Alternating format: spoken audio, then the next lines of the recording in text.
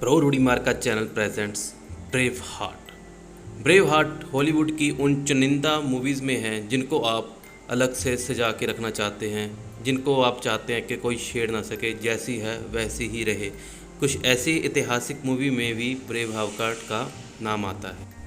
Brave heart movie को academy award win की nomination में 10 कैटेगरी में नॉमिनेशन हुआ था और उसमें से इसको 5 नॉमिनेशन में इसको ऑस्कर का अवार्ड मिला है, जो कि बहुत ही बड़ी बात है क्योंकि ऑस्कर की जो नॉमिनेशन होती है वो सारे वर्ल्ड की मूवीज़ की नॉमिनेशन होती है और उस नॉमिनेशन में से अवार्ड लेना ही एक अपने आप में बहुत बड़ी बात होती है।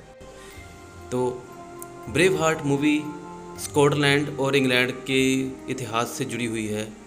यह तब की मूवी है जब इंग्लैंड का राज सारी दुनिया पर था और उसका राज स्कॉटलैंड पर भी था और स्कॉटलैंड के जो लड़के थे, लड़कियां थी, जो लोग थे, वो उससे आज़ादी पाना चाहते थे और उसके लिए वो उसके साथ युद्ध करते थे, क्रांतिकारी काम करते थे, जिससे रोज़ कोई ना कोई वहाँ पर युद्ध होता रहता था। तो मूवी की स्टार्टिंग होती है स्कॉटलैंड के एक गांव से, जिस गांव में एक किसान रहता था, मैल्कम वॉलिस, और उसके 2 बेटे होते थे। एक का नाम था जॉन वॉलिस और दूसरे का नाम था विलियम वॉलिस। विलियम वॉलिस हमारी इस मूवी का एक हीरो है और वो एक ऐसा क्रांतिकारी है जो कि अपने प्यार में फेल होने के बाद वो एक ऐसा क्रांतिकारी बनता है जो कि इंग्लैंड की जड़ें तक हिला देता है।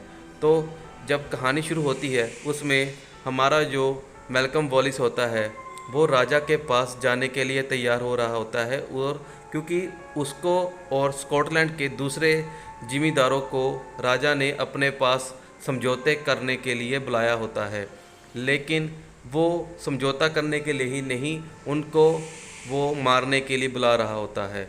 और जब उसका विलियम वॉलिस का पिता जाने के लिए तैयार हो रहा होता है तो हमारा जो हीरो होता है विलियम वॉलिस, वो भी अपने पिता के साथ जाने की जिद करता है, लेकिन उसका जो पिता होता है उसको बोलता है कि वो उसके साथ नहीं जा सकता।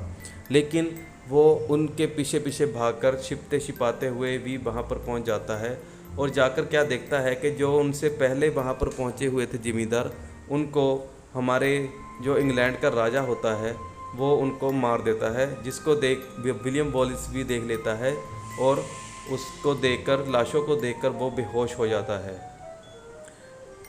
जब बेहोश हुए विलियम वॉलिस को उसका पिता अपने घर ले आ जाता है तो बेहोशी की हालत में उसको वहाँ पर लटके हुए बच्चे की भी शक्ल दिखाई दिखती है, जिसको देखकर वो डर से जाग जाता है और जब जागता है तो उसको बाहर बहुत ही शोर शराबा सुनाई देता है।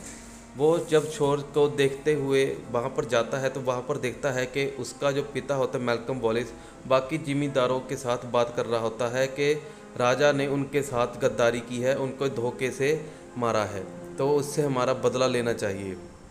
तो इसके बाद वो सभी अपने अपने हथियार इकट्ठा करते हैं और बदला लेने के लिए राजा की तरफ तैयारी करते हैं। जैसे ही मैल्कम वॉलिस अपने घोड़े पर जाने के लिए तैयार होता है तो वो देखता है कि उसका बेटा विलियम वॉलिस भी घोड़े पर बैठा हुआ होता है और बोलता है कि पापा, मैं भी आपके साथ जाऊंगा और जाकर उन ब्रिटिशों के साथ जंग लड़ूंगा जिन्होंने हमारे भाइयों को, हमारे लोगों को इतना तसीहे देकर मारा है। लेकिन चूँकि वो एक बच्चा होता है तो मैल्कम वॉलिस उसको साथ में ले जाना नहीं चाहता, क्योंकि वो आखिर है तो बच्चा ही, इसलिए वो उसको घोड़े से उतारकर अपने कंधों पर उठा लेता है और उठा के उसको नीचे रख देता है और उसको बोलता है कि अभी उसकी जंग में जाने की उम्र नहीं है, लेकिन अगर तुम ऐसे ही अपना जोश बरकरार रखोगे तो फिर तुम आने वाले दिनों में मुझसे भी बड़ा योद्धा बन पाओगे और ऐसे ही ब्रिटिशों के साथ जंग लड़ सकोगे और जो वो इतना तसीहा देते हैं, लोगों पर जुल्म करते हैं, उनका सामना कर सकोगे और उनका मुकाबला कर सकोगे। इसको सुनकर विलियम वॉलिस मान जाता है और वो अपने पिता को जाने देता है, लेकिन वो उनको बोलता है कि वो उनका इंतज़ार करेगा और उनके पीछे वो खुद भी जंग की तैयारी रखेगा। और इसके बाद उसका भाई भी उससे मिलता है और मिलने के बाद दोनों उसके बाप और भाई घोड़ों पर बैठकर चले जाते हैं, जिनको जाते हुए देखकर विलियम वॉलिस हमारा जो हीरो है वो उदास हो जाता है।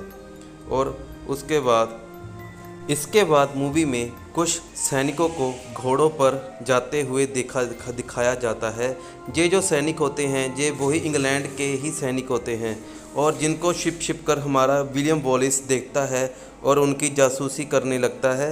इसके साथ ही वो अपने फ्रेंड के साथ भी रहता है, जिसके साथ वो निशाना लगाने की प्रैक्टिस करता है ताकि वो आने वाले समय में जंग में के मैदान में इनके साथ मुकाबला कर सके। तो जैसे ही शाम होती है वो उदास हो जाता है और अपने भाई और बाप का इंतज़ार करने लगता है। लेकिन शाम होते होते रात हो जाती है और रात होते होते दिन हो जाता है, लेकिन उसके बाप और भाई नहीं आते। तो वो ऐसे ही सो जाता है। सुबह जब उठता है तो वो देखता है कि उसको घोड़ों के आने की आवाज़ आती है। और जब वो बाहर जाकर देखता है तो देखता है कि कुछ लोग उसके घर की तरफ आ रहे होते हैं। और जब वो ध्यान से देखता है तो उनमें देखता है कि उसके गांव के सभी लोग जो उसके पिता के साथ गए होते हैं वो आ रहे हैं, लेकिन उनके साथ उसका ना तो पिता है ना उसका भाई है। तो वो ये देखकर उदास हो जाता है। वो समझ जाता है कि उनके पिता के साथ कुछ बुरा हुआ है, क्योंकि गांव के बाकी लोग तो आ गए, उनका भाई और बाप नहीं आया। तो ये देखकर वो उदास हो जाता है और ये सब कुछ भुलाने के लिए अपना काम करने लगता है कि जैसे कुछ ऐसा हुआ ही नहीं है। लेकिन उसके जो साथ वाले होते हैं वो उसको बुलाते हैं और उसको बताते हैं कि जंग के मैदान में उसके पिता और भाई ने बहुत ही योद्धों वाला काम किया, बहुत ही साहसी काम किया और अंग्रेज़ों के साथ बहुत ही डट के सामना किया। जिसको सुनकर विलियम वॉलिस रोने लग जाता है और अपने माता पिता और भाई को याद करने लगता है। इसके बाद जो मूवी में सीन आता है उस सीन में उसके पिता और भाई को लिटाया होता है। उनके अंतिम संस्कार की रस्में शुरू की जाती है। इनमें उन दोनों को लिटाकर उनको नहलाया जाता है और उसके आसपास सभी उनके गांव वाले उसके रिश्तेदार खड़े होते हैं और विलियम वॉलिस उनके पिता के सामने खड़ा होता है। बाद में इनको उनकी कब्रों में दफना दिया जाता है। वहाँ पर विलियम वॉलिस एक लड़की को देखता है। वो छोटी सी प्यारी सी बहुत ही खूबसूरत सी लड़की होती है। वो भी बहुत ही उदास सी निगाह से साथ हमारे विलियम वॉलिस को देखती है और वो देखती है कि वो विलियम वॉलिस भी रो रहा है, जिसको देखकर उसको दया आ जाती है और वो उसको जाते जाते एक फूल दे जाती है और बहुत ही प्यार से उसकी तरफ देखती है। उस फूल को विलियम वॉलिस अपने पास रख लेता है। तो इन सब के जाने के बाद वहाँ पर विलियम वॉलिस का एक अंकल आता है। उस अंकल की एक आंख खराब हुई होती है। वो एक जंग में लड़ने वाला योद्धा होता है।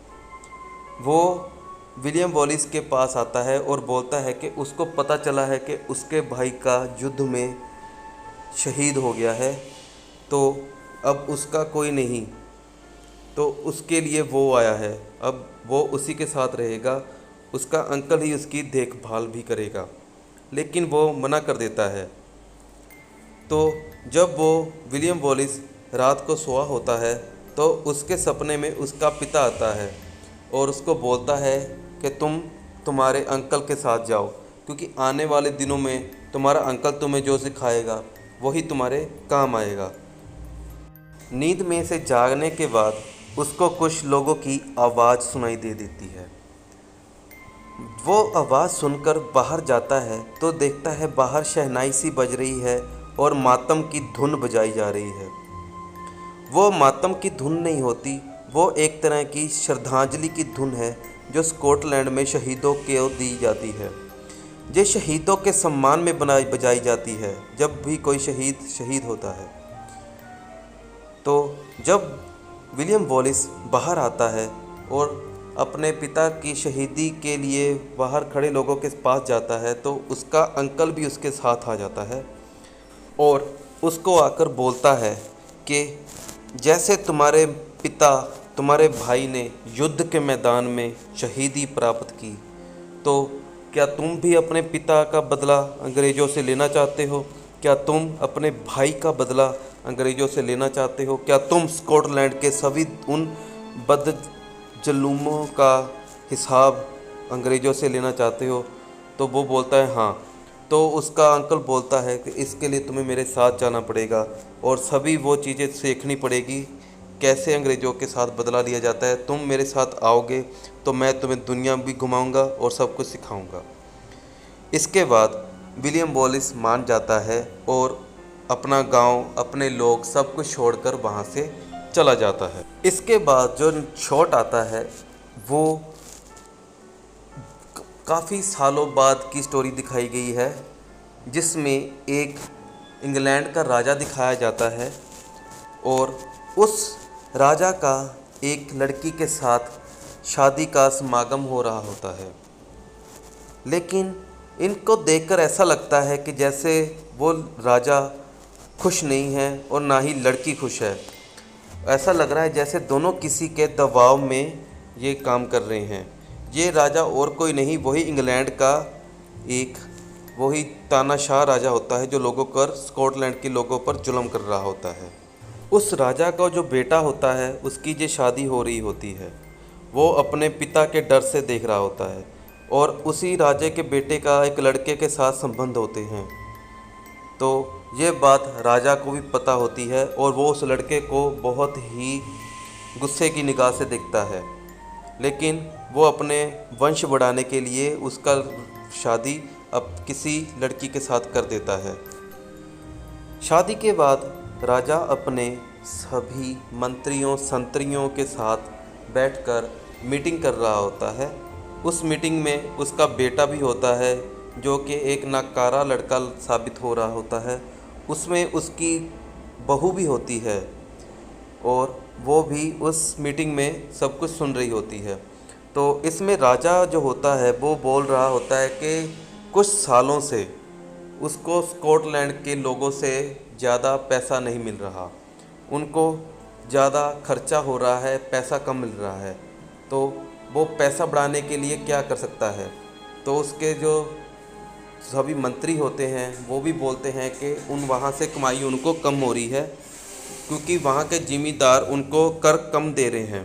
तो राजा बोलता है अगर कर कम कर रहे हैं तो हम उनका कर बढ़ा देते हैं। तो वो बोलते हैं कि ऐसा नहीं हो सकता क्योंकि वो नहीं मानेंगे, वो कुछ भी करेंगे लेकिन कर को नहीं बढ़ाने देंगे।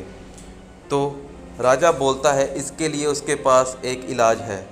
वो बोलता है कि हम एक ऐसा कानून बनाएंगे जिससे उनके अंदर डर पैदा होगा और उसके कारण वो हमारी कोई भी बात मानने से इनकार करेंगे नहीं।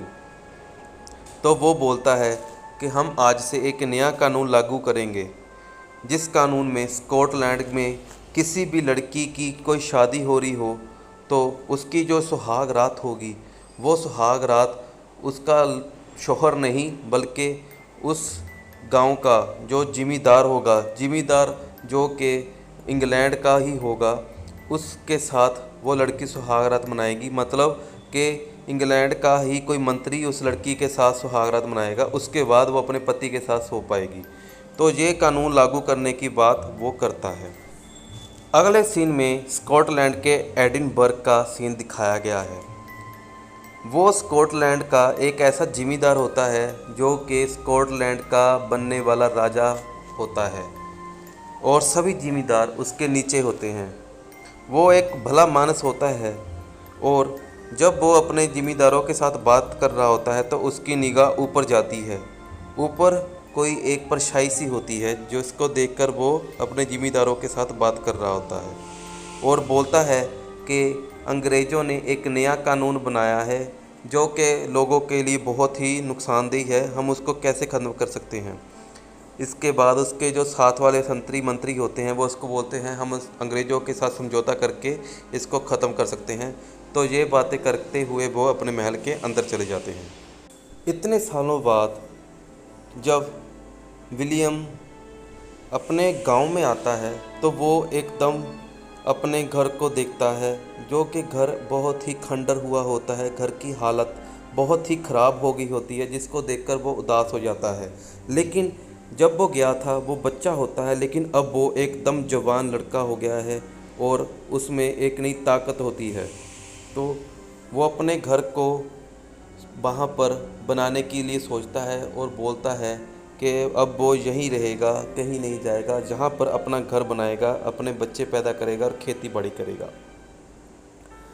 तो वो अपने गांव की तरफ जाता है और वहाँ पर देखता है कि वहाँ पर कुछ मेला सा लगा हुआ होता है। दरअसल वो मेला नहीं है, वो एक शादी हो रही होती है और उस शादी में वो भी शामिल हो जाता है। तो जब वो वहाँ पर जाता है तो देखता है उसको एक बहुत ही खूबसूरत लड़की मिलती है। वो उस लड़की को चोरी चोरी देखता है, लेकिन वो लड़की भी उसकी तरफ आकर्षित होती है और वो भी उस लड़की को देखने लगता है। दोनों एक दूसरे को प्यार से देखने लगते हैं, जैसे कि वो पहले से ही एक दूसरे को जान रहे होते हैं। लेकिन इनके देखते देखते उनके सामने एक इंसान आ जाता है, जो कि बहुत ही बड़ा भारी भरकम तगड़ा सा इंसान होता है और उसके सामने खड़ा हो जाता है और उसको उसकी मर्दानगी साबित करने के लिए ललकारता है और बोलता है कि अगर वो उसके साथ किसी भी तरह की कोई प्रतियोगिता करेगा तो वो उसको मर्द मानेगा। लेकिन वो उसको बोलता है हम इसमें हथियार नहीं रखेंगे, हम इसमें पत्थर फेंकने की प्रतियोगिता रखेंगे। जो सबसे दूर पत्थर फेंकेगा वो ही असली मर्द कहलाएगा।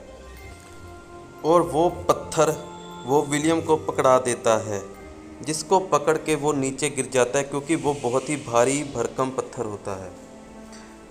तो वो जो तगड़ा इंसान होता है वो उस पत्थर को पकड़ता है और पकड़ के फेंकता है और इतनी दूर फेंकता है कि सभी लोग उसकी तारीफ़ करने लगते हैं। तो यही पत्थर भी जब विलियम भी फेंकता है तो उसको वो पत्थर वो बहुत दूर तक फेंक नहीं पाता। लेकिन इसके बदले में विलियम उसको बोलता है कि सभी जो मर्द होते हैं उनकी ताकत उनके शरीर से नहीं, उनके दिमाग से भी जानी जाती है। तो हम निशाने का भी प्रतियोगिता रख रहे हैं। तुम ताकत में, इंसानी ताकत में तुम आगे हो, लेकिन निशाना भी देखते हैं, जिसका निशाना अच्छा हुआ तो वो भी मर्द कहलाएगा। तो इसके बाद जब निशाना लगाते हैं तो विलियम उसके माथे का बहुत अच्छी तरीके से निशाना लगाता है, जिसके कारण वो नीचे गिर जाता है। और अब दोनों जब खड़े होते हैं तो दोनों एक दूसरे को गले लगा लेते हैं, क्योंकि ये कोई दुश्मन नहीं होते, ये वही लड़के होते हैं जो छोटे हुए अपने साथ एक दूसरे के साथ खेलते थे और अंग्रेज़ों से लड़ने की प्रैक्टिस किया करते थे। इसके बाद विलियम वॉलिस फिर से उस लड़की के पास जाता है और उससे बात करने की कोशिश करता है, लेकिन तभी वहाँ पर सभी लोग डांस करने लगते हैं और एक दूसरे से नाचने लगते हैं। नाचते नाचते वो लड़का उसी लड़की के पास जाता है, लेकिन तभी वहाँ पर अंग्रेज़ों के सैनिक आ जाते हैं और एक ब्रिटिश का एक जनरल भी आ जाता है और वो बोलता है कि आज इस लड़की की जहाँ पर शादी हो रही है, जिस लड़की की, वो लड़की आज उसके साथ ही सुहागरात मनाएगी, क्योंकि ये उसका कानूनन हक है। क्योंकि जिस भी स्कॉटलैंड की लड़की की शादी होगी वो ब्रिटिश जनरल के साथ ही सुहागरात मनाएगी, ये कानून बना हुआ होता है। लेकिन जब वो ये बात बोलता है, उस लड़की का जो शौहर होता है, पति होता है, वो उनके साथ झगड़ा करने लगता है, लेकिन उस जनरल के जो सिपाही होते हैं उनको पकड़ लेता है और बाकी लोगों को भी पकड़ लेते हैं और उनको पीटने लगते हैं। ये देखकर जो इस लड़की की शादी हो रही होती है वो उनको रोक लेती है और बोलती है कि वो सदा अपने पति की ही रहेगी। ये बोलकर उनको बचाने के लिए वो उस जनरल के साथ चला जाती है, जिसको लेकर जनरल चला जाता है और सुहागरात मना लेता है जाकर। ये सब कुछ विलियम वॉलिस भी वहाँ पर देख रहा होता है और देखते देखते वो जनरल उस लड़की को भी ले जाता है और वहाँ पर एक दुष्ट सा सैनिक भी होता है जो बहुत ही घटिया सा मुस्कुराता है। इसके बाद जब जो सीन होता है वहाँ पर बहुत ही बारिश हो रही होती है और उस बारिश में विलियम वॉलिस अपने खंडर हुए घर में खड़ा हुआ होता है अकेला, और वो वहाँ पर खुद को बहुत ही अकेला महसूस करता है। इसके लिए बाद वो क्या करता है, वो उसी लड़की के घर चला जाता है जो लड़की उसको शादी में देखकर मुस्करा रही होती है। वो उस लड़की के घर चल जाता है और जाकर अपने घोड़े को वहाँ पर उनके घर के सामने खड़ा कर देता है, जिसके बाद उस लड़की के माता पिता वहाँ पर आ जाते हैं और उसको बोलते हैं कि वो वहाँ पर क्या कर रहा है, उसको क्या चाहिए। तो विलियम वॉलिस बोलता है कि वो उस लड़की को अपने साथ ले जाना चाहता है घुमाने के लिए इस बारिश के मौसम में। लेकिन ये बात सुनकर उस लड़की के माता पिता गुस्सा हो जाते हैं और वो बोलते हैं वो उनकी लड़की उनके साथ नहीं जाएगी, वो वहाँ से चला जाए। लेकिन ये बात उनकी लड़की भी सुन रही होती है और वो विलियम वॉलिस के साथ जाना चाहती है। तो वो उनकी बातों को सुना अनसुना करके वहाँ से चली जाती है और उसके घोड़े पर बैठ जाती है। बैठने के बाद वो दोनों वहाँ से चले जाते हैं घूमने के लिए बारिश के मौसम में। जब वो कहीं जाकर बैठ जाते हैं और बातें करने लगते हैं तो वो लड़की उसको पूछती है कि वो उसको इतना ध्यान से क्यों देख रहा था, आखिर कौन हो तुम। तो वो लड़का जो विलियम वॉलिस होता है वो एक कपड़ा लेकर रखता है और उसके हाथ में पकड़ा देता है। जब वो लड़की उस कपड़े को खोलकर देखती है तो उसमें वही फूल होता है जो उसने बचपन में एक लड़के को दिया होता है। तो ये देखकर वो खुश हो जाती है कि उस लड़के ने उसको अभी तक याद रखा है और वो उससे अभी भी प्यार कर रहा है। इसके बाद विलियम वॉलिस उसको उसके घर छोड़ आता है। विलियम वॉलिस जब अपने घर में होता है और अपने घर को फिर से अच्छा बना रहा होता है और फिर से रहने लायक बना रहा होता है, तभी वहाँ पर दो इंसान घोड़ों पर आते हैं। तो विलियम वॉलिस जब वहाँ पर उन इंसानों के पास पहुँचता है तो वो देखता है कि उनमें से एक लड़की का पिता भी होता है। तो वो उसको बोलता है कि वो उस बात के लिए उनसे माफ़ी चाहता है।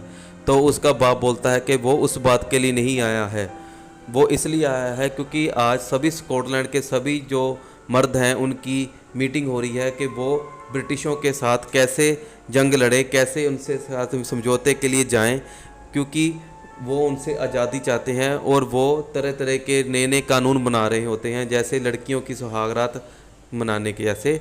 तो वो उनसे छुटकारा पाने के लिए क्या करें। तो विलियम वॉलिस उनको बोलता है कि ये उनकी प्रॉब्लम है, मेरी नहीं, मैं इन सब से दूर हूँ क्योंकि मैं इन खून खराबे से दूर रहना चाहता हूँ।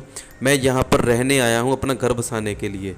ये देखकर लड़की का पिता खुश होता है और उसको बोलता है जब तक तुम इस सभी कामों से दूर हो मैं तुम्हें अपनी लड़की को साथ घर बसाने के लिए मना नहीं करूँगा। इसके बाद विलियम वॉलिस उस लड़की को उसके घर से भगाकर ले जाता है। भगाकर वो उसको जंगलों में ले जाता है जहाँ पर वो दोनों अपने प्यार की प्यास बुझाते हैं और एक दूसरे से लिपट कर चुम्बन लेने लगते हैं। इसके बाद विलियम वॉलिस उसको बोलता है कि क्या वो उसके साथ शादी करेगी, जिसको सुनकर लड़की उसको हाँ बोल देती है और वो उसको अपने घोड़े पर बिठाकर वहाँ से ले जाता है। ले जाने के बाद वो उसे एक पादरी के पास लेकर जाता है। वहाँ पर पादरी उन दोनों को पति पत्नी घोषित कर देता है और खुफिया तौर से उनकी शादी कर देता है सभी से छिपाकर। विलियम वॉलिस ये खुफिया तौर पर शादी इसलिए करता है क्योंकि वो नहीं चाहता कि उसकी पत्नी इस कानून के तहत किसी और के साथ सुहागरात मनाए, क्योंकि उसका अधिकार सिर्फ उसी का है। तो इसके लिए वो छिप कर शादी करते हैं और छिप कर ही सुहागरात मना लेते हैं। मूवी के नेक्स्ट सीन में वो दोनों एक दूसरे को ऐसे देखते हैं जैसे प्यार में पड़े हुए दो लड़का लड़की देखते हैं। वो दोनों एक दूसरे से शरारतें करते हैं, लेकिन किसी को ये नहीं पता होता कि उनकी शादी हो गई है। ये सब कुछ एक ब्रिटिश का एक दुष्ट सैनिक भी देख रहा होता है, जिसकी उस लड़की पर निगाह चली जाती है और वो उस लड़की के साथ रेप करने की कोशिश करता है। वो क्योंकि उसको वो लड़की बहुत ही खूबसूरत लगती है, किसी भी का भी मन डोल जाए। तो वो उस लड़की के साथ रेप करने की कोशिश करता है, लेकिन तभी वहाँ पर विलियम वॉलिस आ जाता है और उस सिपाही को वो पीटने लगता है और लड़की को वहाँ से भगा देता है कि वो उसको उसी नहर पर मिले। लेकिन इस बीच सभी और सैनिक आ जाते हैं और उनकी लड़ाई होने लगती है। इस सब में विलियम वॉलिस किसी तरह ब्रिटिश सैनिकों का भेष बदलकर वहाँ से भागने में कामयाब हो जाता है। लेकिन वो जो लड़की होती है विलियम वॉलिस की पत्नी, वो पकड़ी जाती है और उसको पकड़कर एक सूली के साथ बांध दिया जाता है और बांधने के बाद उसको वहाँ पर रख दिया जाता है। वहाँ पर जब ब्रिटिश का जनरल आता है तो वो बात करता है कि किसी भी सिपाही पर जब भी कोई स्कॉटलैंड का वासी हाथ उठाता है तो वो सिपाही पर नहीं, ब्रिटिश राज पर हाथ उठाता है। मतलब वो ब्रिटिश राज के साथ बागी होने का सबूत देता है, उनके साथ जंग का ऐलान करता है। तो इस सब के बाद वो किसी पर रहम नहीं कर सकता। तो वो क्या करता है, वो जो लड़की बांधी हुई होती है उस लड़की का गला अपने कृपान के साथ, चाकू के साथ वो उस लड़की का गला काट देता है, जिससे वो लड़की मर जाती है। और इसके बाद वो गांव को सारे तरफ से घेर लेता है, क्योंकि वो उस लड़के को भी पकड़ना चाहता है जिसने उस सिपाही पर हाथ उठाया होता है। क्योंकि वो कहता है कि वो आज एक ऐसी उदाहरण पैदा करेगा जिसके बाद कोई भी इंसान किसी भी सिपाही पर हाथ क्या उठाएगा, उठाने के बाद सोचेगा भी नहीं। तो इसके बाद वो सभी सिपाहियों को इधर उधर छिपा देता है ताकि वो विलियम वॉलिस को भी पकड़कर उसको भी सज़ा दे सके। ये सब देखने के बाद विलियम वॉलिस वहाँ पर उस लड़की की मौत का बदला लेने के लिए वो भी आ जाता है।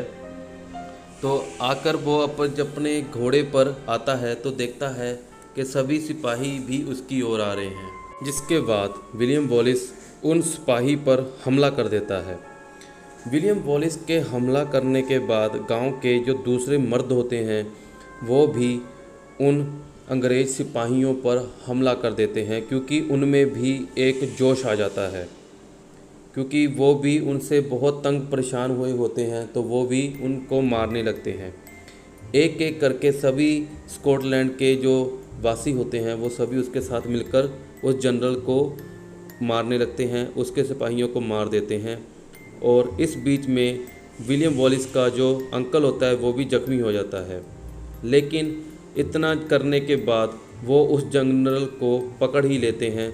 पकड़ने के बाद विलियम वॉलिस बिल्कुल उसी तरह जैसे उस लड़की को बांधा होता है, उस जनरल को भी उसी तरह वो सूली के साथ बांध देता है। बांधने के बाद वो उसको बिल्कुल उसी तरह उसका गला काटता है जैसे उस जनरल ने उसकी पत्नी का गला काटा है। ऐसा करके वो अपना बदला ले लेता है उस जनरल से। लेकिन ये करने के बाद उसको लगता है कि उसकी पत्नी का कत्ल उस जनरल ने नहीं, उस किंग ने किया है, उस राजा ने किया है, जिसने वो कानून पैदा किया था जिसके तहत उस जनरल ने उस लड़की का गला काट दिया। तो वो अब बोलता है कि वो अब उनसे भी बदला लेगा। जिसके बाद वहाँ पर खड़े लोग सभी वॉलिस वॉलिस करने लगते हैं, सभी उसका जयकारा छोड़ने लगते हैं, जैसे कि एक तरह से सब लोगों ने उसको अपना राजा ही घोषित कर दिया हो। इसके बाद वॉलिस अपनी पत्नी का दाह संस्कार करने की सभी जो रस्में होती हैं वो करता है, उसको आखिरी चुंबन देता है। जिसके बाद वो उसको वहाँ पर उसकी प्रार्थना करने लगता है। वहाँ पर उस लड़की के माता पिता भी आए होते हैं और उसका पिता जो होता है वो वॉलिस की तरफ बहुत ही गुस्से से देख रहा होता है, जैसे कि ये सब कुछ उसी के कारण हुआ हो। तो वो क्या करता है, उसके पिता के सामने घुटना टेक दे देता है। जिसके बाद उस लड़की का पिता उसको माफ़ कर देता है और बोलता है कि उसने अब वो जैसे उसने अपनी पत्नी का बदला लिया है वैसे ही वो स्कॉटलैंड का भी बदला अंग्रेज़ों से ले। तो ये करने के बाद विलियम वॉलिस उनसे आशीर्वाद लेकर आगे बढ़ जाता है। इसके बाद रात को जब सभी वहाँ पर इकट्ठे हुए होते हैं तो वो देखते हैं कुछ लोग वहाँ पर हथियार लेकर आ रहे होते हैं। जब सभी लोग चौकन्ना हो जाते हैं तो वो देखते हैं कि वो लोग और कोई नहीं बल्कि साथ के गांव वाले ही होते हैं, क्योंकि वो गांव वाले भी अंग्रेज़ों से इतना ही परेशान हैं जैसे ये।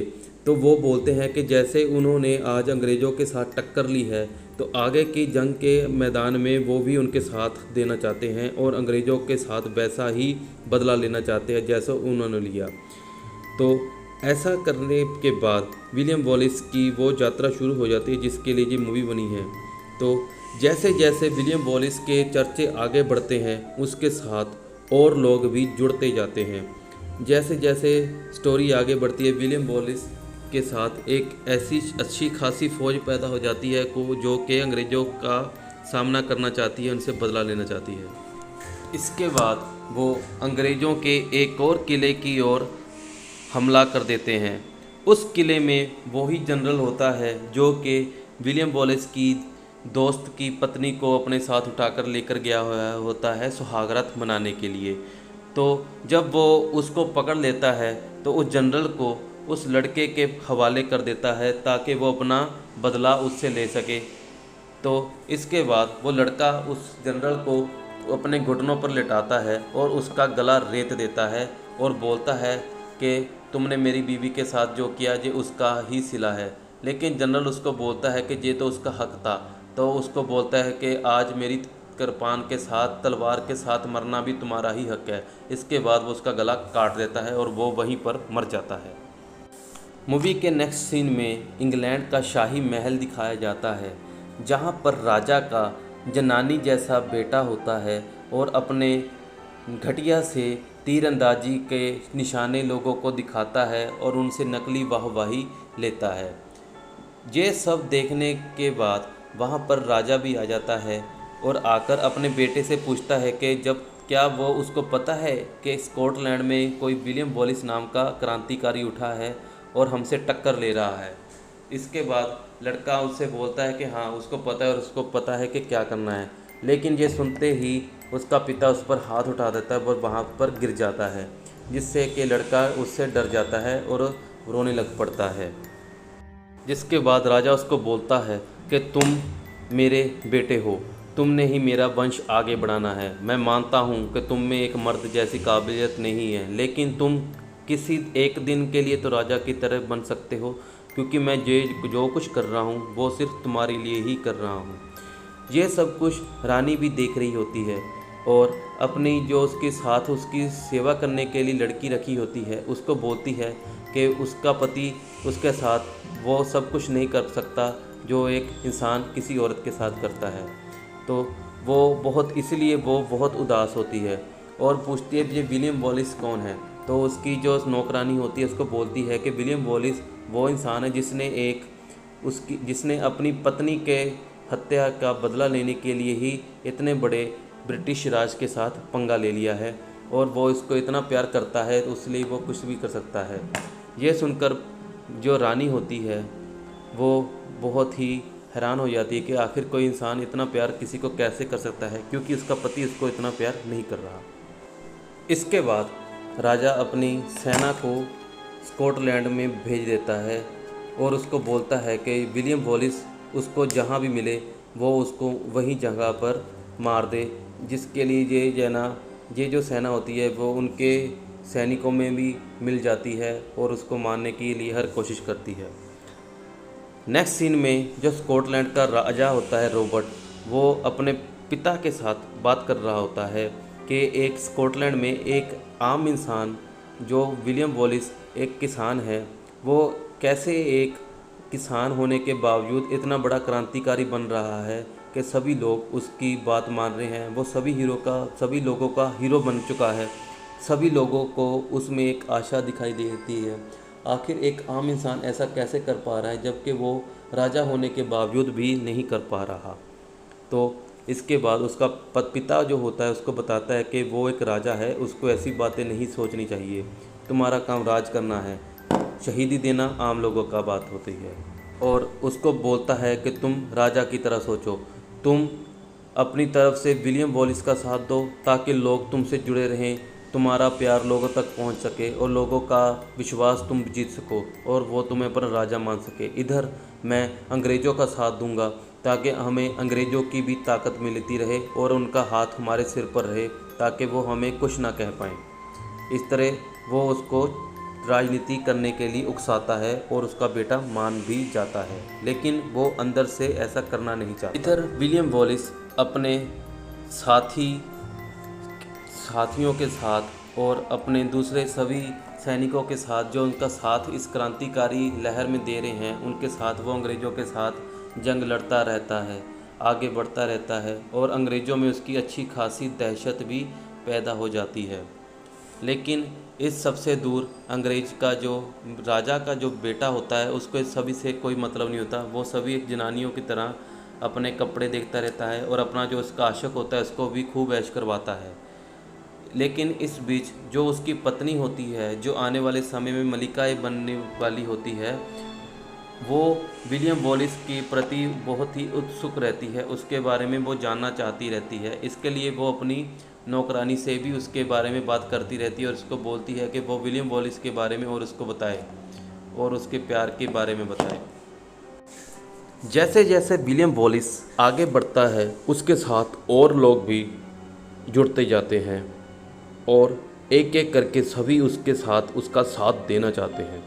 इसी बीच एक इंसान उसके पास आता है और उसके बोलता है कि उसकी बीवी ने उसके बोला है कि तुम भी जाकर वॉलिस का साथ दो। और तभी एक और इंसान आता है जो कि खुद को बहुत आयरलैंड का योद्धा मानता है, लेकिन उसकी हरकतें पागल जैसी होती है। तो वो क्या करता है, खुद को साबित करने के लिए उसके अंकल की गर्दन पर चाकू रख देता है और बोलता है कि अगर तुम मुझे पागल मानते हो तो मैं इतना भी पागल नहीं हूँ। तुम्हारे खुद के चेक करने के बावजूद मैं वहाँ पर एक चाकू ले आया और तुम पर हमला कर सकता हूँ, तो मान लो तो मैं तुम्हारी कितनी हेल्प कर सकता हूँ। यह देखकर जो विलियम वॉलिस होता है उसको बोलता है कि ये काम का आदमी है, ये हमारे साथ ही रहेगा।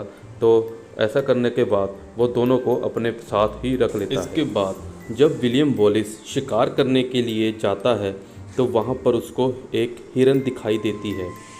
हिरन अपने ही मज़े में होती है और वहाँ पर एक शॉट में वो सनकी सा इंसान भी उसी शॉट में दिखाई देता है। तभी विलियम वॉलिस जब उस शिकार करने के लिए अपनी कमान को खींचता है, वो सनकी इंसान विलियम वॉलिस की तरफ भागते हुए अपनी जो उसकी कृपान होती है उसको विलियम वॉलिस की तरफ उठाकर फेंक देता है। लेकिन उसने विलियम वॉलिस को मारने के लिए ही नहीं फेंकी होती, बल्कि दूसरे इंसान को मारने के लिए फेंकी होती है, जो कि उसके साथ ही विलियम वॉलिस के साथ लगा होता है, लेकिन वो उसको मारने के लिए आया होता है। तो वो इंसान उसको बोलता है विलियम वॉलिस को कि शायद खुदा ने उसकी ही हिफाजत करने के लिए इसको बुलाया है। ये देखकर विलियम वॉलिस उसको अपने गले से लगा लेता है और बोलता है कि आज से तुम सदा मेरे साथ रहोगे। इसके बाद शाम को जब सभी स्कॉटलैंड के वासी जो योद्धा होते हैं विलियम वॉलिस के साथ, वो बैठे होते हैं कि उनके पास एक जासूस आता है और उनको बोलता है कि अंग्रेज़ों की बहुत बड़ी फ़ौज उनके गांव के ऊपर अटैक करने के लिए आ रही है और उस फ़ौज का सामना करने के लिए जागीरदार अपने सैनिकों के साथ खड़े होते हैं। लेकिन वो जो जागीरदार होते हैं बहुत ही दुष्ट होते हैं, भ्रष्टाचारी होती हैं। वो उनके साथ लड़ने के लिए नहीं, समझौता करने के लिए आए होते हैं, क्योंकि उनमें डर पहले से ही रहता है कि ब्रिटिश उनको हरा देंगे और उनको मार देंगे। इसलिए उससे अच्छा है, लड़ने से अच्छा है उनके साथ समझौता कर लें। तो जैसे ही फ़ौज आती है, उनके जो अपने सिपाही होते हैं वो भी यही सोचने लगते हैं कि वो आखिर इन ज़मींदारों के लिए क्यों मरे, क्योंकि आज तक इन ज़मींदारों ने उनके लिए किया ही क्या है। तो इतना होने के बाद पूरी फ़ौज में हलचल होने लगती है और फ़ौज अपने साथ वापस जाने लगती है, ये कहते हुए कि वो किसी दूसरे के कारण नहीं मर रहेगी। लेकिन तभी वहाँ पर विलियम वॉलिस की एंट्री हो जाती है और विलियम वॉलिस अपने अंकल के साथ, अपने सभी सिपाहियों के साथ चेहरे पर नीला रंग लगाकर वहाँ पर आ जाते हैं। नीला रंग वो इसलिए लगाते हैं क्योंकि वो नीला रंग उनकी अपने स्कॉटलैंड का शाही रंग होता है।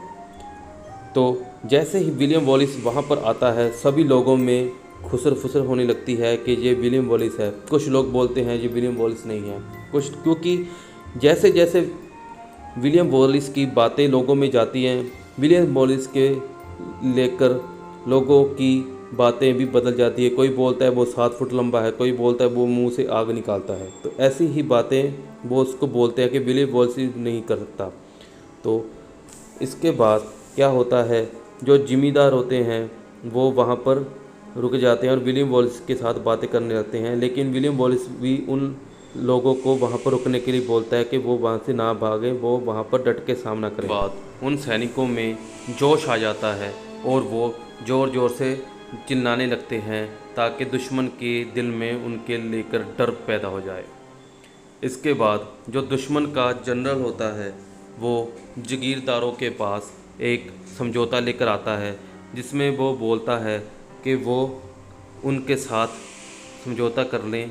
इसके बाद जो राजा है उनको माफ़ कर देगा और उनको जाने देगा। लेकिन विलियम वॉलिस इस समझौते को मना कर देता है, बोलता है कि वो एक नया समझौता लेकर आया है जिसके तहत वो उनसे माफ़ी मांगे। तो इसके बाद जो जनरल होता है वो युद्ध करने के लिए अपना आदेश दे देता है और सभी सैनिकों को आगे भेज देता है। इधर विलियम वॉलिस के सैनिक भी खूब जोश में आए होते हैं और वो भी जंग लड़ने के तैयार होते हैं। जैसे ही अंग्रेज़ सैनिक तीर कमान लेकर तीर उड़ाते हैं तो विलियम वॉलिस के सैनिक जो होते हैं वो ढाल से बच जाते हैं, कुछ को तीर लग भी जाते हैं। लेकिन तभी वहाँ पर दूसरे घोड़सवार आ जाते हैं और विलियम वॉलिस उनकी वेट कर रहा होता है। और इसके बाद उन ब्रिटिश सैनिकों और विलियम वॉलिस के सैनिकों के बीच में घमासान युद्ध होता है, जिसमें कि वो उसके घोड़ों को भी मार देते हैं। और बहुत ही दर्दनाक एक ऐसा युद्ध होता है जिसमें बहुत ही ख़तरनाक तरीके से एक्शन दिखाया होता है। इस एक्शन में विलियम वॉलिस जो होता है वो जीत जाता है और जो ब्रिटिश सैनिक होते हैं वो हार जाते हैं, वहाँ से भाग जाते हैं। इसके बाद जो जागीरदार होते हैं वो विलियम वॉलिस से उसकी इतनी योद्धा होने के कारण उसको सम्मानित करते हैं और उसको अपना राजा बनाने की बात करते हैं, जिसको लेकर कुछ लोग वहाँ पर लड़ पड़ते हैं और विलियम वॉलिस वहाँ पर चला जाता है। लेकिन जो राजा होता है स्कॉटलैंड का उसको बोलता है वो वहीं पर रुके, वो उसका साथ देना चाहता है। तो विलियम वॉलिस उसका बात मान लेता है। इसके बाद विलियम वॉलिस वहाँ से निकल जाता है आगे के बढ़ने के लिए दूसरे एक और किले पर लड़ाई लड़ने के लिए। उस किले में उस ब्रिटिश राजा का भतीजा होता है। तो उसको दरवाजे को तोड़ने के लिए वो अपनी ढाल को लेता है और वहाँ पर बहुत बड़ी लकड़ी को घड़ीसते हुए वहाँ पर उस दरवाजे को लेकर उसको मार देता है। और उस राजा का जो शव होता है उसका गला काट कर वो राजा को भेज देता है ताकि वो उसको देख सके और अपने हार मंजूर कर सके। जैसे ही उस कटे हुए सिर को राजा देखता है वो बोलता है कि ये विलियम वॉलिस जो है बहुत ही आगे बढ़ चुका है, इसको किसी तरह रोकना चाहिए। लेकिन इस बीच उसका लड़का जो होता है उसका आशिक बोझ देता है और राजा उसके आशिक को वहाँ से फेंक देता है और लड़के को भी वहाँ से फेंकने की धमकी देता है। इसके बाद उसको पीटने लगता है। इधर विलियम वॉलिस सोया हो रहा होता है कि उसको एक आहट सी सुनाई देती है। आहट में उसको एक परछाई सी दिखाई देती है। वो उस परछाई का पीछा करते हुए जंगल में चला जाता है। जाकर देखता है कि परछाई में और कोई नहीं, उसकी भी पत्नी होती है। लेकिन तभी वो उसकी पत्नी उसको बोलती है कि जागो, तुम्हें कोई जगा रहा है। तो वो एक सपना देख रहा होता है। जब वो जागता है तो वो देखता है कि उसका अंकल उसको आवाज़ मार रहा है, क्योंकि बाहर रानी एक आई हुई है उसके बात करने के लिए। ये वही मलिका है जो ब्रिटिश राज की नौ है। तो विलियम वॉलिस उसको बात करता है वो वहाँ पर क्या करने आई है। तो वो बोलती है कि वो उसके साथ समझौते की बात करने आई है। उसको बोलती है कि तुम इतने तबाही क्यों मचा रहे हो। तो वो बोलता है तबाही मैंने नहीं, तुम्हारे ब्रिटिश लोगों ने मचाई हुई है, तुम ही हमारे परिवारों को जलाते हो। इसके बाद वो बोलती है कि वो इसके बारे में बात करेगी और वहाँ से चले जाएगी। लेकिन वो विलियम बोलता है कि उसको किसी तरह का सौदा मंजूर नहीं। ये जाकर वो अपने राजा को बोल देती कि वो एक इंसान की तरह, मर्द की तरह उसने सभी को मना कर दिया।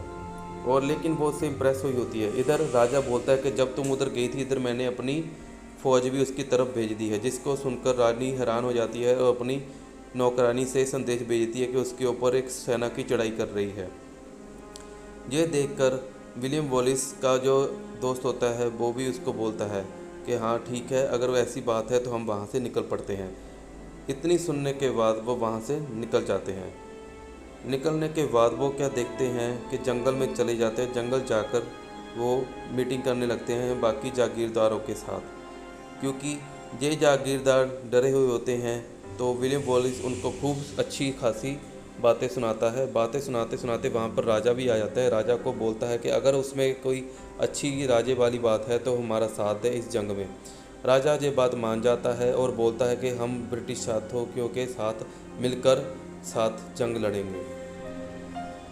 जब वो वहाँ पर चले जाते हैं तो राजा अपने पिता के पास जाता है। तो पिता उसको बोलता है कि तुम युद्ध के मैदान में उसको धोखा दो, जिसको सुनकर वो गुस्सा हो जाता है। तो युद्ध के मैदान की जब घड़ी आती है, वहाँ पर दोनों गुट आमने सामने खड़े हो जाते हैं। विलियम वॉलिस के योद्धा भी वहाँ पर होते हैं और पूरे जोश में होते हैं, और इधर घोड़सवार भी आते हैं। तो विलियम वॉलिस के आदमी घोड़सवारों को जलाकर राख कर देते हैं। लेकिन तभी वो विलियम वॉलिस अपने दूसरे साथियों को, जागीरदारों को वहाँ पर आने के लिए संदेश भेजता है।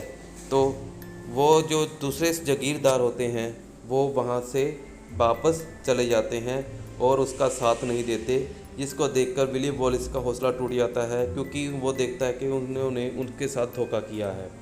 लेकिन इसके बावजूद भी वो उनसे हारता नहीं है, जंग लड़ता रहता है। लड़ते लड़ते वो देखता है कि जो ब्रिटिश सेना होती है उनका राजा भी वहीं पर होता है और वो वहाँ से भाग जाता है। उनका पीछा करने के लिए विलियम वॉलिस भी उसके पीछे पीछे अपने घोड़े पर चला जाता है।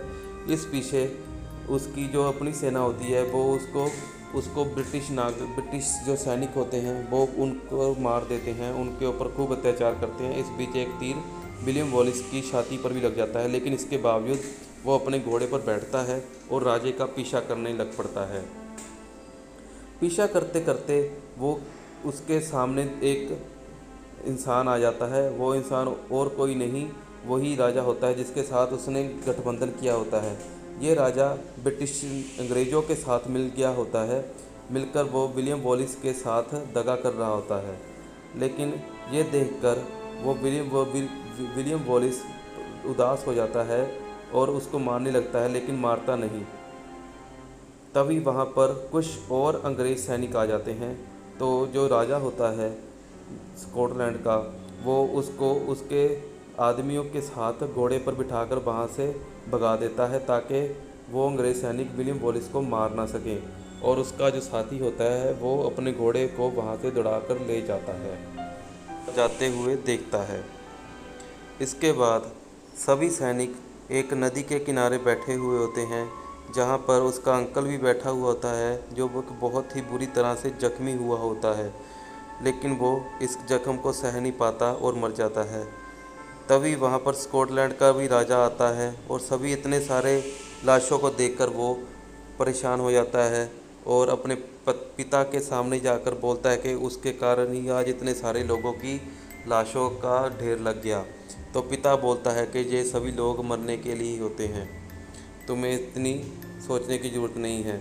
इधर सभी जागीरदार जिन्होंने उसके साथ धोखा किया होता है, उसको विलियम वॉलिस के ही सपने आते हैं, जिसको कारण उनको नींद भी नहीं आ पाती, वो बीच में ही उठ जाते हैं। तभी एक जो जागीरदार होता है वो भी ऐसे ही एक सपने में जाकर उठ खड़ता है। तभी वहाँ पर विलियम वॉलिस आ जाता है और उस जागीरदार को वहीं पर अपने हाथों से उसको मार देता है, क्योंकि उस जागीरदार ने उसके साथ धोखा किया होता है। उसको मार देता है। तभी वहाँ पर उसके सैनिक भी आ जाते हैं, जिनसे लड़ते लड़ते विलियम वॉलिस अपने घोड़े समेत पानी में छलांग लगा देता है और वहाँ से तैरकर निकल जाता है। इसके बाद बाकी जागीरदार राजा के साथ भोजन कर रहे होते हैं और बोलते हैं कि उस विलियम वॉलिस ने एक जागीरदार को मार दिया है। तभी वहाँ पर एक लाश आकर गिर जाती है उनके बीच में, और वो जो लाश होती है वो कोई और नहीं, एक और जागीरदार की होती है, जिसको विलियम वॉलिस ने मारा होता है। यह देखकर वहाँ से सभी भाग जाते हैं। ऐसे ही विलियम वॉलिस आगे बढ़ता रहता है और अपना बदला लेता रहता है। लोगों में उसकी बातें फैलती रहती है कि कैसे सिर्फ एक विलियम वॉलिस लाखों लोगों को मार रहा है और अपना बदला ले रहा है। ऐसे ही ऐसे जैसे जैसे स्टोरी आगे बढ़ती है, जो राजा होता है इंग्लैंड का वो भी बूढ़ा होता रहता है, वो भी बीमार रहता है, लेकिन वो विलियम वॉलिस से अपना बदला लेना चाहता है। इसी बीच वो बोलता है कि अब अपनी जो मलिका होती है उसको विलियम वॉलिस के पास भेजेगा और उसको मारने के लिए बोलेगा। ये बातें उस रानी की नौकरानी सुन लेती है और विलियम वॉलिस को बता देती है कि जो समझौते की बात है वो राजे की चाल है। ये बात विलियम वॉलिस मान लेता है और वहाँ पर जाकर जो उनको मारने आए हैं उनको एक झोपड़ी में डाल देता है और उस झोपड़ी को बाहर से आग लगा देता है और राजा के जो सैनिक होते हैं उसी झोपड़ी में जलकर राख हो जाते हैं, उस झोपड़ी में जिंदा जला दिए जाते हैं। इसके बाद विलियम वॉलिस रानी के पास भी जाता है और उसके पास अकेले एक झोपड़ी में जाता है रात को और रानी को पूछता है कि वो आखिर इसकी मदद बार बार क्यों कर रही है। तो रानी उसको बोलती है कि जब से वो उसको मिली है वो उसकी दीवानी हो गई है, उसकी सांसें उसकी सांसों के साथ मिलाना चाहती है। जिसको सुनकर विलियम वॉलिस उसको चूम लेता है और उसको अपनी बाहों में भर लेता है। ये रानी की पहली बार ऐसा सेक्स हो रहा होता है और उसके साथ सारी रात बहुत सारी संबंध बनाता है और जिसके बाद सुबह होते ही वो वहाँ से उसको आखिरी बार चुंबन देकर अपने घोड़े पर बैठकर चला जाता है और रानी भी अपने महल की तरफ चली जाती है। इसके बाद विलियम वॉलिस अपने दोनों साथियों के साथ आगे तरफ बढ़ जाता है और राजा विलियम वॉलिस को मारने के लिए बहुत ही परेशान रहता है। इधर रानी के पेट में बच्चा पैदा होने लगता है जो कि विलियम वॉलिस का ही होता है। इधर विलियम वॉलिस अपने साथियों के साथ आगे बढ़ता रहता है। तभी उसको एक जागीरदार आकर बोलता है कि उसको एक राजा मिलना चाहता है जो कि उसकी मदद करना चाहता है, लेकिन उसका जो दोस्त होता है वो उस पर यकीन नहीं करता। लेकिन विलियम वॉलिस बोलता है हमें जागीरदारों की मदद लेनी पड़ेगी तभी हम आगे बढ़ पाएंगे। ये कहकर वो अपने दोस्तों से अलविदा कहता है और अपने घोड़े के साथ उस महल में चला जाता है। लेकिन वहाँ पर वो जो देखता है कि उसका जो राजा दोस्त होता है वो भी है और वो उसको देखकर बोलता है कि उसको यहाँ पर पकड़ने के लिए साजिश की हुई है और वहाँ से भाग जाए। लेकिन जब तक विलियम वॉलिस कुछ समझ पाता तब तक वो घिर चुका होता है, उसको सभी तारों तरफ से घेर लिया होता है। जिसको देखकर जो उसका राजा दोस्त होता है वो भी चिल्लाने लगता है कि उसको भागने के लिए बोलने लगता है। लेकिन विलियम वॉलिस को जो अंग्रेज़ों के सैनिक होते हैं उसको घेर लेते हैं और उसको पकड़ लेते हैं, मारने लगते हैं। जिसको बचाने के लिए राजा भी बीच में आने लगता है और बीच में आने के कारण वो भी उनके छितर खा लेता है। लेकिन इस बीच विलियम वॉलिस बेहोश हो जाता है। बेहोशी के हालत में उसको इंग्लैंड लेकर जाया जाता है जहाँ पर उसकी परेशानी आगे बढ़ जाती है। राजा अपने पिता के पास जाता है कि उसको बोलता है आखिर उसने वॉलिस को क्यों पकड़वाया।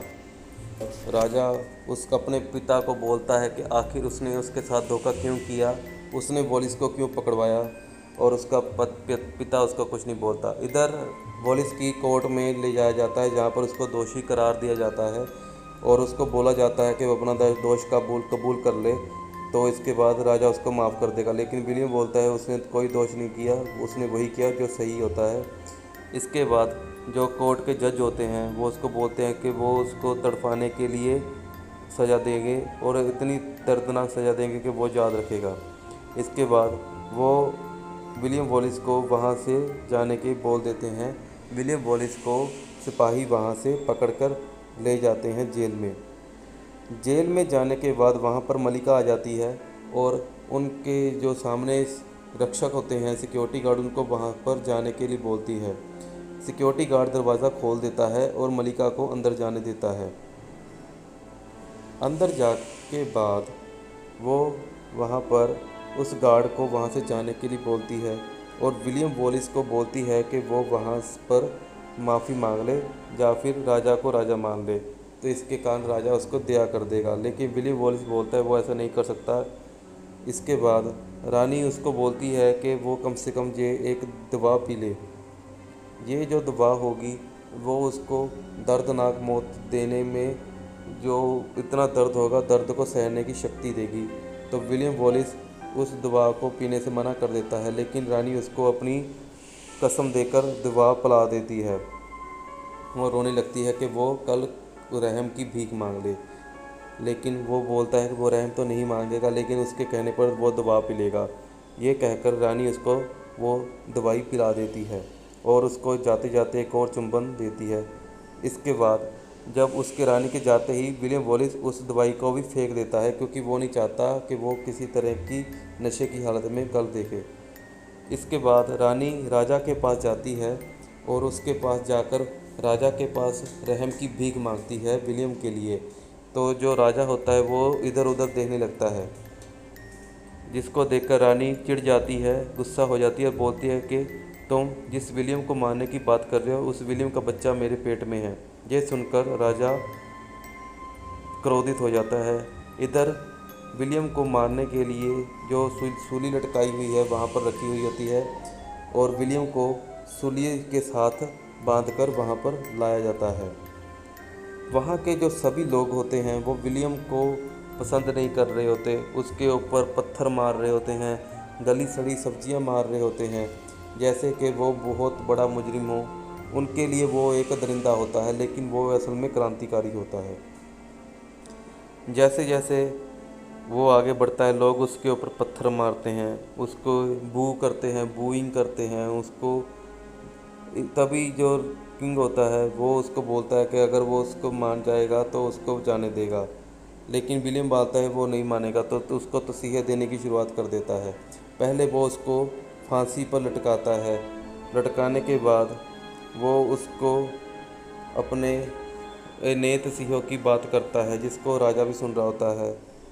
इसके बाद उसको वहाँ पर उसके दो साथी भी आए होते हैं, वो उसको देखते रोता है। इधर जब विलियम को लटकाया जाता है तब वो वहाँ पर रहम की भीख तब भी नहीं मानता, जिसके कारण लोग वहाँ पर खुश होते हैं। इसके बाद विलियम को नीचे फेंक दिया जाता है।